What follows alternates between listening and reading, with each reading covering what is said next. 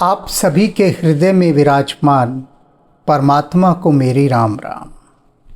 ये माया कितनी दुस्तर है, कितनी बलशाली है, इसके बारे में काकभूषणी जी सतत सावधान कर रहे हैं। उन्होंने कहा कि ये जो माया की ग्रंथि है ना, ये कब तक नहीं कटेगी जब तक कि ज्ञान का दीपक नहीं जलेगा।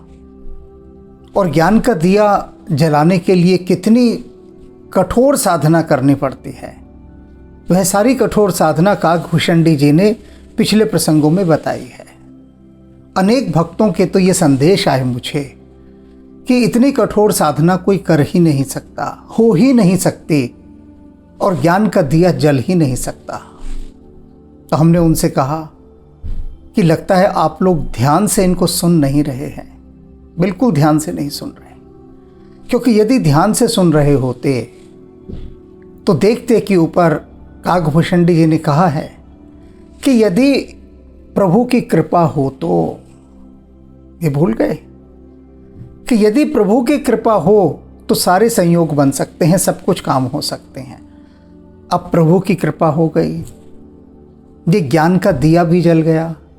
और ज्ञान का दिया कहाँ जलता है? हृदय के अंदर, हृदय में जलता है यह दिया। अब वह दिया हृदय के भीतर जल चुका है। अब आप सब सोच रहे होंगे कि अब तो कोई चिंता की बात नहीं, ज्ञान का दिया जल गया। अब इस ज्ञान के दिए में वह माया की ग्रंथि जो दिखाई नहीं देती है, कह रहे थे ना वो काकभूषणी जी कि माया क्यों नहीं कटती, क्योंकि माया की जो गांठ है वो किसी को दिखाई नहीं देती। जब दिखाई नहीं देगी तो कोई काटेगा कैसे? अब यदि आपका कोई अदृश्य शत्रु है, दिखाई नहीं दे रहा शत्रु, अब उससे कैसे लड़िएगा? उसी शत्रु से तो आप लड़ सकते हैं ना जो आपको दिखाई दे रहा हो। अब जो दिखाई ना अदृश्य होकर आए, चलाते रहिए हाथ पैर। हाथ पैर भी नहीं चलाएगा कोई, क्योंकि जब शत्रु दिख ही नहीं रहा किसी को तो हाथ पैर चलाएगा तो दुनिया कहेगी देखो पागल हो गया है, हवा में हाथ पैर मार रहा है। तो शत्रु दिखना तो चाहिए ना। तो शत्रु दिखाई दे, ये माया क्या है? माया की ग्रंथि शत्रु है। अब ये दिखाई नहीं देती, ज्ञान के दिए के प्रकाश में दिखाई देती। अब ज्ञान के दिया जल गया, प्रकाश हो गया, लेकिन बात बनी नहीं।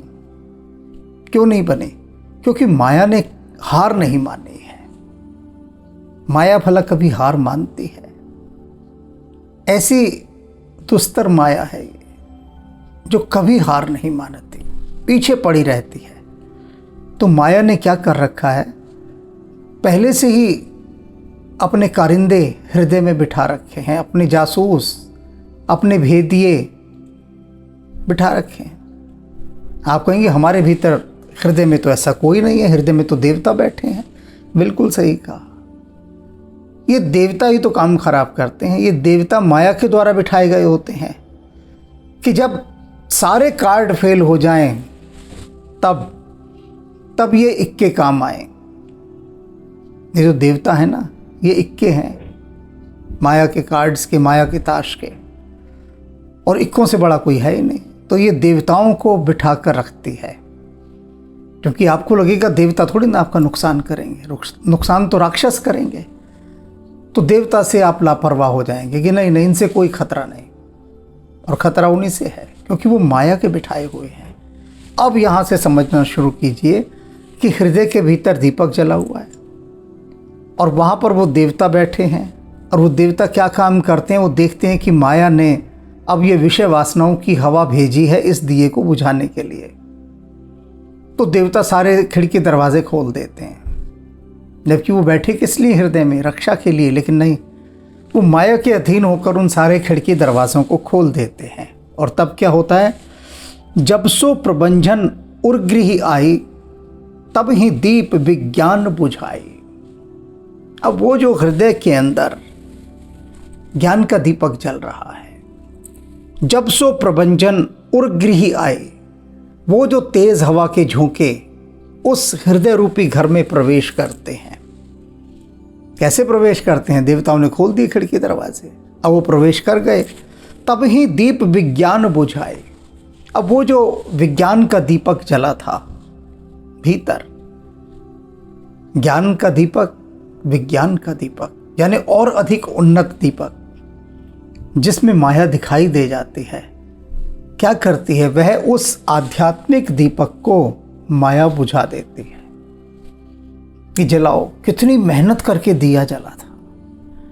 अभी जिन भक्तों ने अब से पहले के एपिसोड्स देखे हैं वे जान जाएंगे कि कितनी कितनी मेहनत लगी है, कितनी कठोर साधना हुई है, तब जाकर ये ज्ञान का दीपक जला है, तब जाकर। और माया ने आकर उसे बुझा दिया, बुझ गया दीपक। ग्रंथि न छूटी मिटा सो प्रकाशा। काकभूषण जी कह रहे हैं वो ग्रंथि तो मिटने से रही, वो तो बाद में मिटती, प्रकाश और बुझ गया। ये जो ज्ञान का प्रकाश चला था, इतनी मेहनत से जलाया था, माया ने बुझा दिया दीपक आकर। अब वो ग्रंथि कहाँ निपटती भला, वो तो बाद की बात है, अंधेरा और हो गया। कितना दुख होता है, इतनी मेहनत करके ज्ञान का दीपक जलाया और माया ने आकर एक क्षण में बुझा दिया। बुद्धि विकल भई विषय बतासा। उस विषय रूपी वायु के प्रभाव से दीपक बुझ गया और ये बुद्धि परम व्याकुल हो गई। अंधेरा होते ही तो व्याकुल होगा ही मनुष्य। सामान्य दीपक जल रहा हो, आप अंधेरे रास्ते पर जा रहे हैं, या घर में ही देख लीजिए, एक साधारण सा उदाहरण दे रहा हूं, बहुत साधारण उदाहरण। बिजली चली गई घर में अचानक, रात को लाइट चली गई, तब घर में घुप अंधेरा, तो एकदम मन घबराता है, एकदम प्रत्येक का। अब वो जो मन घबराता है एकदम, तो तत्काल क्या करता है कि अरे अरे अरे लाइट जलाओ। पहले का समय था तो लोग दौड़ते थे, माचिस ढूंढो, मोमबत्ती ढूंढो, दिया जलाओ, कुछ न कुछ जतन करो, उपाय करो, भागकर तत्काल। क्योंकि अगर लाइट चले गई और आपने घर में लाइट नहीं जलाई, कोई लाइट यानी कोई भी रोशनी की व्यवस्था नहीं की, तो क्या होगा? होगा क्या कि मन डर के मारे घबरा जाएगा। क्यों डर के मारे घबरा जाएगा? घर में बैठे हो तुम, कोई बाघ शेर चीता तो आ नहीं जाएगा, तुम्हें उठा कर ले जाएगा, कोई चोर डकैत भी नहीं आ जाएंगे, भाई लाइट ही तो गई है, क्यों डर रहे हो? लेकिन मन डरता है एकदम। क्यों? वो कहता है मैं एकदम से उठूंगा, घर की किसी मेज से टकरा गया, कुर्सी से टकरा गया, धड़ाम से गिरूंगा, चोट और लगेगी। अर्थात कि कुछ दिखाई नहीं दे रहा। कुछ दिखाई न देने पर मन घबराता है। अगर मन को सब कुछ साफ साफ दिखाई दे रहा हो, अब रोशनी है, लाइट है, सब कुछ दिखाई दे रहा है, तो आप घबराते थोड़ी ना है। लेकिन सोचिए, अभी एक क्षण के लिए सोचिए, होता है नहीं? लाइट जाते ही तत्काल होता है कि रोशनी करो, मन डरने लगता है। तो जैसे ही ये माया अपनी विषय वासना रूपी हवा से इस ज्ञान के दीपक को बुझाती है, तो बुद्धि व्याकुल हो जाती है। ये बड़ी कठिनाई से, बड़े जतनों से ये दीपक जलाया था और ये दीपक बुझ गया। अभी पिछले एपिसोडों में मैंने जो एक वर्णन किया था उस व्यक्ति का, जिसको 10 साल मैंने साधना कराई और उसका दीपक जलने वाला था ज्ञान का। बहुत सारे दीपक होते हैं, एक प्रारंभिक दीपक भी होता है। अब किसी का बुझा हुआ है ज्ञान का दीपक पिछले कई जन्मों का, तो अब यह है कि एक जलता हुआ दीपक उस दीपक को जला सकता है, क्योंकि सारी तैयारी है। तो ऐसा ही वो व्यक्ति था। 10 साल मैंने उस पर मेहनत की और उसका ज्ञान का दीपक जलने ही वाला था कि मैंने उसको सचेत कर दिया कि देख, आने वाले ये 2-3 महीनों में ना तू मुझे छोड़कर चला जाएगा। और उसने कहा ऐसा हो नहीं सकता, और मैंने सब बताया। माया ने उसे ऐसा लपेटा कि वो चला गया। उसके परिवार वालों ने उसको मेरे विरुद्ध कर दिया कि यदि इनके साथ तुम रहोगे तो घर बार छोड़ दोगे, इनके साथ नहीं रहना। क्योंकि उसके घर वाले देख रहे थे कि वो निरंतर ध्यान मार्ग पर बढ़ रहा है, तो खतरा हुआ। तो माया ने उसके परिवार वालों को चुना, उसके परिवार वालों से कहलवा दिया या तो इनको चुन लो या हमें चुन लो, एक को। और ऐसा बहुतों के साथ हुआ है कि माया जब घेरती है, जीसस ने अपने कुछ चुने हुए शिष्यों से कहा था कि इससे पहले कि मुर्गा भाग दे तुम मुझे इनकार कर दोगे। तो जीसस के शिष्य कहते हैं ऐसा हो ही नहीं सकता कि हम आपको छोड़कर चले जाएं। लेकिन वही हुआ, माया ने आक्रमण कर दिया। ऐसा भयंकर उनके हृदयों में आक्रमण किया कि वो पहचानने से इनकार कर दिया जीसस को। भगवान बुद्ध के साथ भी ऐसा हुआ। भगवान बुद्ध के 5 शिष्यों ने भगवान बुद्ध का यह कहकर त्याग कर दिया कि ये भ्रष्ट हो गया है, इसके साथ हम क्या साधना करेंगे, तो भ्रष्ट हो चुका है। उसको उनको छोड़कर चले गए थे। क्यों? क्योंकि माया ने कहा कि ये बुद्ध का दीपक तो जलेगा ही जलेगा, क्योंकि ये ऐसी हट लेकर बैठा है, ये मानेगा नहीं। तो माया ने कहा कि ऐसा है, ये भगवान बुद्ध से तो मैं बाद में निपटूंगी। तब तक वो बुद्ध नहीं हुए थे, समझाने के लिए बता रहा हूं। तो माया ने कहा जो पहले इनके साथ, इनके 5 जो शिष्य लगे हुए हैं इनके साथ, मित्र हैं, शिष्य हैं, कुछ भी, पहले इनको रास्ते से हटाया जाए। क्योंकि अगर ये बुद्ध के साथ लगे रहे तो ये भी साथ में बुद्धत्व को उपलब्ध हो जाएंगे, इनका भी एनलाइटनमेंट घट जाएगा, हो जाएगी, घटना घट जाएगी, इनको हटाओ। तो सबसे पहले माया ने उनके हृदयों में जाकर आक्रमण किया और वो तत्काल भगवान बुद्ध से विमुख हो गए। तत्काल उनको सुना कर गए भगवान बुद्ध को कि तुम भ्रष्ट हो गए हो, हम तुम्हें छोड़कर जा रहे हैं। तो माया ये करती है। और उसके बाद भगवान बुद्ध को क्या उसने कम सताया, पीछे पड़ी रही। लेकिन वे तो ठान चुके थे। तो फिर माया को अपनी पराजय स्वीकार करनी पड़ी। बहुत मुश्किल से करती है स्वीकार। यहाँ वही बात ही कह रहे हैं कि बुद्धि विकल भई विषय बतासा, इंद्रिय सुरहन ज्ञान सुहाय। इंद्रियों को और देवताओं को ज्ञान नहीं सुहाता। बहुत रहस्यात्मक और प्यारी बात कही है। इंद्रियों को तुम ज्ञान सिखाने लगो। अभी एक घरों में काम करने वाली एक महिला है, दूसरे राज्य की है, राज्य का नाम हम नहीं बताएंगे। तो वो कहती है कि जिनके घरों में मैं काम करती हूँ उनको मैंने ये रामचरितमानस के एपिसोड आपके भेजने शुरू किए। तो 2-3 घरों में काम करती हूँ, 2-3 घरों में भेजे। तो उनके जो मालिक हैं वे नाराज़ हो गए, महिलाएं नाराज़ हो गई कि तू हमें ज्ञान सिखाएगी, हैं? तू सिखाएगी? तू ये कहती हम रामचरितमानस सुने, हम क्यों सुने रामचरितमानस, और ये मत भेजा कर हमें। तो कह रहे हैं इंद्रियां जो हैं, वो बता रही कि वो सारा दिन, उनकी औरतें सारा दिन घर में बैठे टीवी देखना, गप्पे मारना मोबाइल पर, और कुछ न कुछ फेसबुक देखना, व्हाट्सएप करना, इनमें समय नष्ट करती रहती। तो मैंने उनसे कहा कि आप थोड़ा ये तुलसीदास जी की जो रामचरितमानस की व्याख्या इसे सुन लीजिए। तो वो भड़क गई और उसे उसकी औकात में रहने की धमकी दे दी कि अपनी औकात में रहकर नौकरानी है, नौकरानी बन के रहे। तो क्या कहे काकभूषण जी ने कि इंद्रियां न ज्ञान सुहाई, उनको ज्ञान नहीं सुहाता, और न ही देवता सुरहन, जो सुर हैं, देवता हैं, उनको भी ज्ञान नहीं सुहाता। इसलिए जब भी किसी ने तपस्या आरंभ की तो देवराज इंद्र का सिंहासन डोल जाता है। उन्हें लगता है देवताओं को कि ये कैसे ज्ञान को उपलब्ध हो सकता है। ईर्ष्या होती है देवताओं को। क्यों होती है? क्योंकि देवता उस उपलब्धि को प्राप्त नहीं हो सकते जिसको मनुष्य हो सकता है। देवताओं को ईश्वरत्व में प्रवेश करने का अधिकार नहीं है, क्योंकि उनके पास कर्मों की शक्ति नहीं होती देवताओं के पास, इसलिए अधिकार नहीं है। पहले होता है पशु, पशु से बनता है मनुष्य। तो जो पशु है उसकी श्रेणी है पशुत्व की, मनुष्य की है मनुष्यत्व की।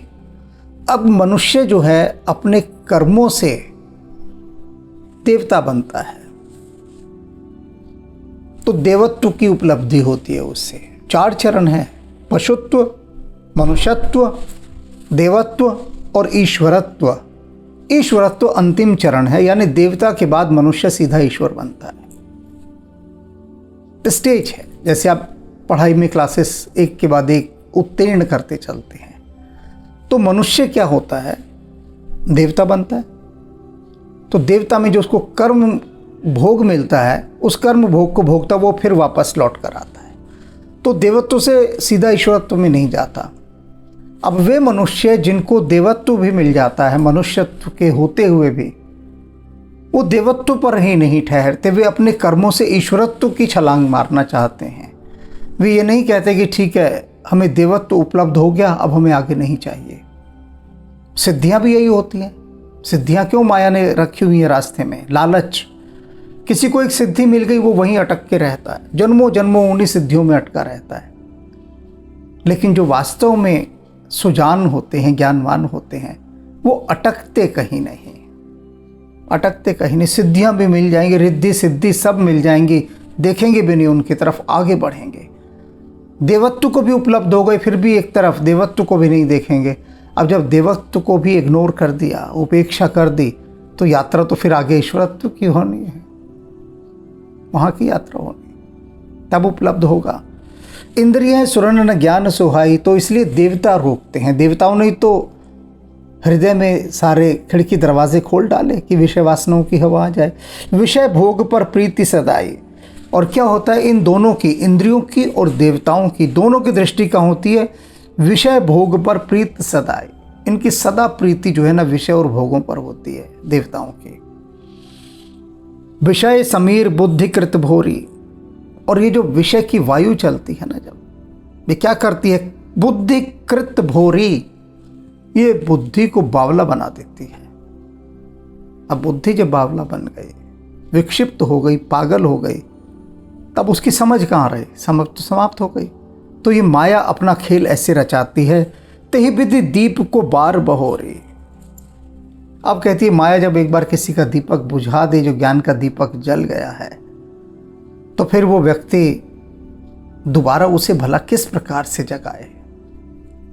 ज्ञान के दीपक को दोबारा कैसे जलाए? अर्थात हार मान लेता है। इतनी मेहनत से, इतना करके ज्ञान का दीपक जला और माया बुझा गई, तो तेहि विधि दीप को बार बहोरी।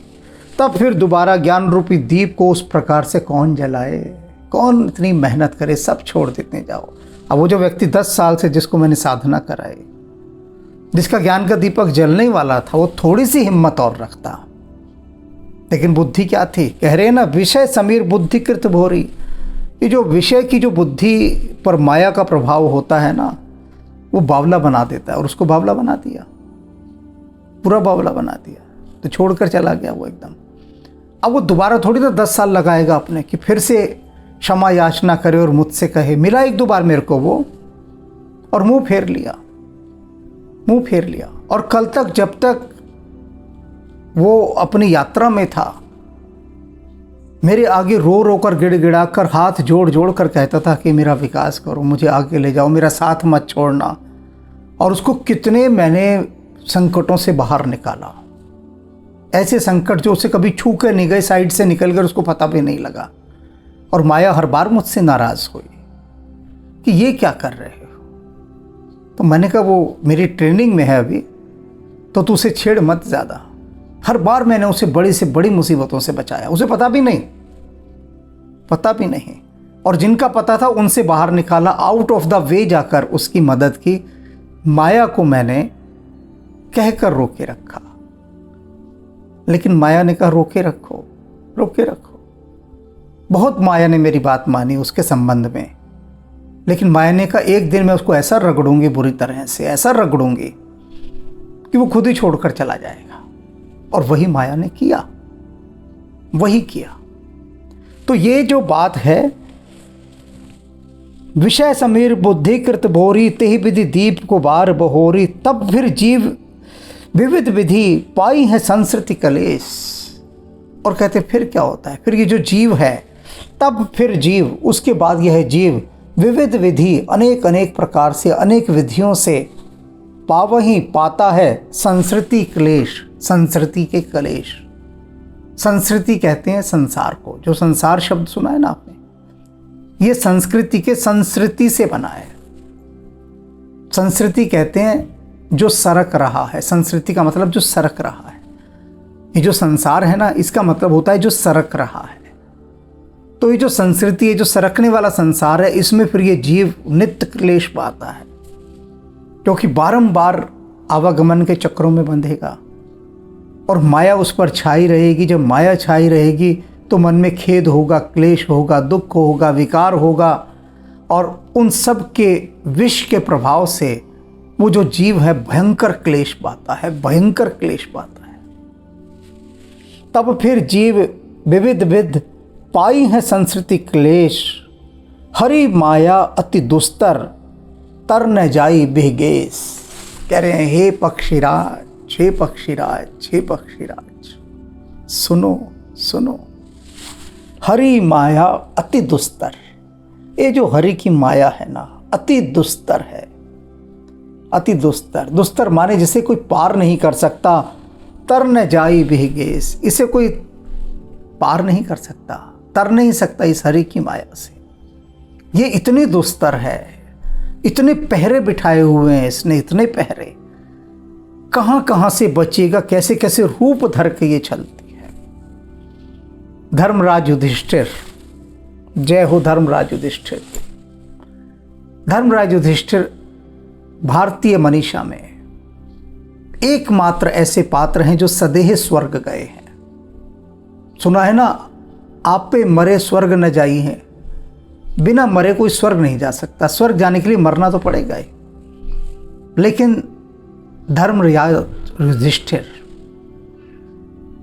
पांडवों में सबसे बड़े, अर्जुन, भीम, नकुल, सहदेव, इनके बड़े भाई धर्मराज युधिष्ठिर एकमात्र ऐसे पात्र हैं, एकमात्र जो सदेह स्वर्ग गए। न राम गए, न कृष्ण गए, कोई नहीं गए सदेह स्वर्ग। भगवान कृष्ण भी जिनके चरणों में अपना मस्तक झुकाते थे, वे धर्मराज युधिष्ठिर। अब जो जिनको अभी समझ नहीं है, जिनको माया ने ढका हुआ है, वे धर्मराज युधिष्ठिर को न जाने क्या क्या कहते हैं। कोई जुआरी कहता है, कोई कुछ कहता है, पाप कमाते हैं ये सब कहकर, पाप। आप सोचिए, अगर थोड़ा सा भी बुद्धि से सोच सकते हैं। मैं ज़्यादा सोचने के लिए नहीं कह रहा, क्योंकि ज़्यादा सोचने के लिए बहुत ज़्यादा ताकत लगेगी, ईंधन लगेगा, वो सब कहाँ से लाइएगा। तो बड़ी उसके लिए जो है ना डिस्क चाहिए, बड़ा कंप्यूटर चाहिए बड़ी सोच के लिए। तो थोड़ा ही सोचने के लिए कह रहा हूँ मैं, थोड़ा। वे जो लोग कहते हैं धर्मराज युधिष्ठिर को कि वे जुआरी थे, वो ये नहीं देखते कि जिनके चरणों में भगवान श्री कृष्ण अपना सिर झुकाते थे, जिनके प्रति सदा नतमस्तक रहते थे, क्या वे जुआरी थे? हो सकते हैं? बताइए। और उसके बाद भी यदि वे जुआरी थे और भगवान सिर उनके चरणों में झुका रहे हैं, तो इसका मतलब उनके जुए में भी कोई ना कोई रहस्य होगा, कोई ना कोई धर्म रहा होगा। और वो है, हमें मालूम है, समय आने पर बताएंगे। लेकिन अभी इतना उन लोगों के लिए यहाँ हम बता रहे हैं कि मुफ्त में पाप इकट्ठे मत करो। मुफ्त में वो गीत सुना है ना, मुफ्त हुए बदनाम हाय किसी से दिल को लगा के। तो मुफ्त में पाप इकट्ठे मत करो। यूं ही जो मुंह में आया बक दिया कि धर्मराज युधिष्ठिर कहाँ के धर्मराज, वो तो जुआरी थे, ऐसा कह के पाप मत कमाओ। क्योंकि आप लोगों को पता ही नहीं कि वे जुआरी थे ही नहीं थे, बिल्कुल नहीं थे। तो कहिएगा कि फिर जुआ क्यों खेला?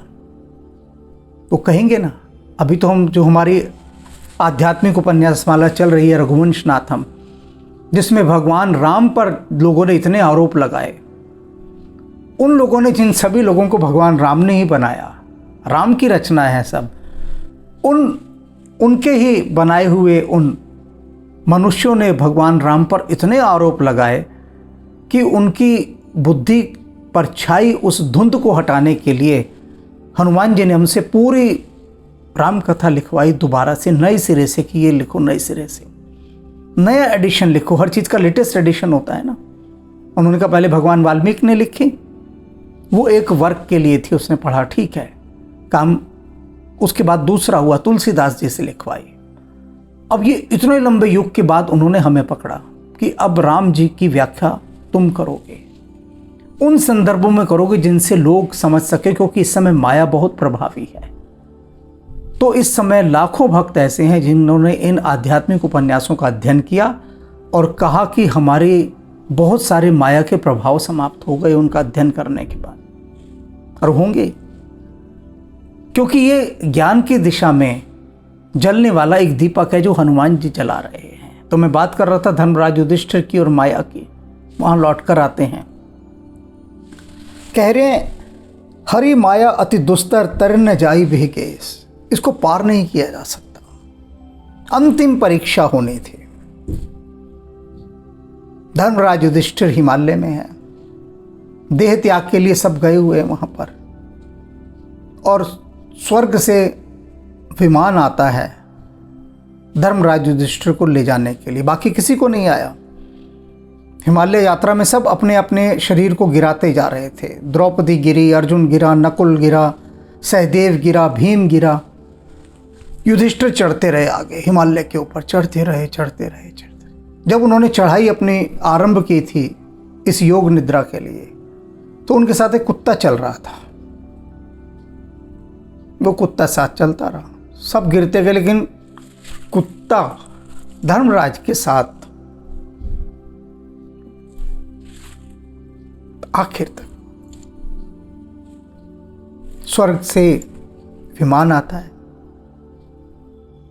धर्मराज युधिष्ठिर से कहते हैं चलिए आपको स्वदेह स्वर्ग चलना है। धर्मराज मुड़कर देखते हैं कि वो कुत्ता अभी तक साथ। वो कहते हैं कि कुत्ता भी मेरे साथ चलेगा। जो स्वर्ग के दूत आते हैं वो कहते हैं नहीं, कुत्ते की अनुमति नहीं। कुत्ते ने ऐसा कुछ भी नहीं किया कि उसको सदैव स्वर्ग मिले। आपने किया है, आपके पुण्य, आपको हम सदैव स्वर्ग ले जाएंगे। धर्मराज कहते हैं मुझे स्वर्ग नहीं चाहिए, वापस ले जाओ अपना विमान, नहीं चाहिए मुझे स्वर्ग। यदि ये कुत्ता मेरे साथ जाएगा तो ही मुझे सदैव स्वर्ग में जाना स्वीकार है, अन्यथा नहीं। सोच सकते हैं, हम कहेंगे हमें क्या लेना देना कुत्ते से, कुत्ता होगा तो हमें लात मारेंगे, दट भाग यहां से, कहां पीछे हमारे चलता आ रहा है, मेरा स्वर्ग भी बिगाड़ेगा, तो चल भाग यहां से। भगा देंगे हम, तत्काल भगा देंगे। दैनिक जीवन में भगाते हैं तो वहां क्यों ना भगाएंगे, बिल्कुल भगा देंगे। अब धर्मराज युधिष्ठिर ने कहा नहीं, ये जाएगा तो मैं जाऊंगा।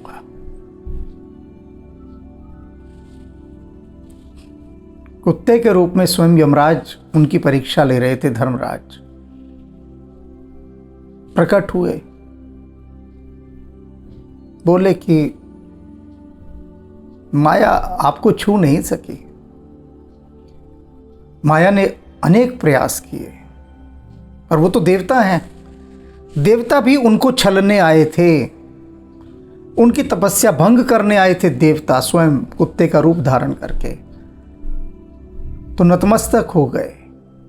बोले आप अप्रभावित रहे। कौन अप्रभावित रहता है? जिसकी राम जी के चरणों में अविचल अटल भक्ति होती है, जो विचलित नहीं होती, अटल होती है। बेशक से भगवान कृष्ण धर्मराज युधिष्ठिर के चरणों में अपना मस्तक झुकाते थे, लेकिन धर्मराज युधिष्ठिर भगवान कृष्ण की पूजा करते थे। वो व्यवहारिक था, व्यवहारिक था। जैसे कि राम सामान्य सा ऋषि मुनि, लेकिन उसके भी चरणों को हाथ लगा रहे हैं, स्पर्श कर रहे हैं, छू रहे हैं। रिश्तेदार है, कोई उम्र में बड़ा है, तो भगवान भी उनके पैर छूते हैं। भगवान कृष्ण ने तो अतिथियों के पैर धोए, उनके झूठे पत्तल उठाए, जूठन उठाई। वो अपनी लीला करते हैं, लेकिन वैसे धर्मराज युधिष्ठिर भगवान कृष्ण की पूजा करते थे। तो जिनकी प्रीति राम के चरणों में हो, उनकी बुद्धि पलटती नहीं। माया उस पर अपना प्रभाव नहीं डाल सकती। माया की तेज हवाएं भी उस पर कोई, उस दीपक पर असर नहीं डाल सकती। माया की तेज हवाएं, कितनी तेज हवा चल रही हो, लेकिन उस दीपक को नहीं बुझा सकते। आप सोच रहे होंगे क्यों नहीं बुझा सकती भाई, जब तेज हवा चल रही तो दीपक बुझेगा? नहीं बुझेगा, क्योंकि फानूस बनकर जिसकी हिफाजत हवा करे, फानूस बनकर जिसकी हिफाजत हवा करे, वो शमा क्या बुझेगी जिसे रोशन खुदा करे। तो जिस दिए को राम जी स्वयं प्रज्वलित करें, रोशन करें, फिर माया जो है ना, ये जो हवा है, हवा भी फानूस बनकर उसकी हिफाजत करती है। तो सार क्या है? राम जी के चरणों में प्रीति, ये सार है। अन्यथा इन्होंने कह ही दिया है, हरि माया अति दुस्तर तरहन जाई बेगेस। पक्षीराज, ये बड़ी दुस्तर है हरि की माया, तरी नहीं जा सकती, पार नहीं की जा सकती। किंतु यदि हरि स्वयं चाहें कि ये पार हो जाए, ये माया छेड़े ना, तो ही पार हो सकती है। क्योंकि वो क्षमा क्या बुझेगी जिसे रोशन खुदा करे। राम राम।